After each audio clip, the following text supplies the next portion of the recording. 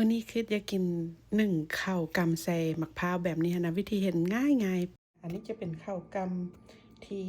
ล้างทำความสะอาดแล้วเนาะแล้วเราก็จะมาเข้าก่อนเทน้ำร้อนลงไปเนาะ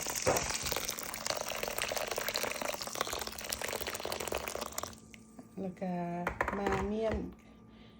ประมาณ30นาทีนี่แหละ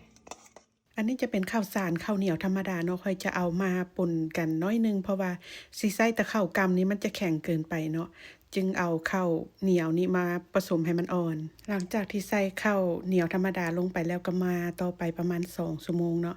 หลังจากนั้นก็เอาไปนึ่งเวลานึ่งค่ะนะ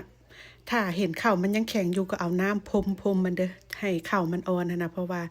ข้าวกำนี้มันต้องได้นึ่งใช้เวลาดนส่วนมะพร้าวขูดนี่ให้เอาไปนึ่งหรือว่าเอาเข้าไมโครเวฟก็ได้เนาะ3นาทีให้มะพร้าวมันสุกมันจึงบ่บูดส่วนอันนี้จะเป็นเกลือกับน้ำตาลจะผสมใส่กันเลยเนาะเพื่อเวลาเอาไปซาวใส่ข้าวกำนะมันจึงเข้ากันดีหลังจากนั้นก็เอาโห้อยใส่กับ3ข้าวที่นึ่งสุกแล้วเนาะแล้วก็คนให้เข้ากันหลังจากนั้นก็โห้อยหน้าด้วยมะพร้าวขูดแบบนี้เนาะถือว่าแล้วเฮ็ดง่ายๆเนาะทุกคนเนาะมีแต่นึ่งข้าวกำใส่น้ำตาลใส่มะพร้าวขูดซื่อๆแล้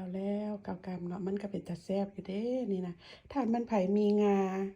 คั่วหั่นเอามาโรยใส่อีกก็แฮ่งแซ่บเด้อมาเด้อมากินนำกันเด้อ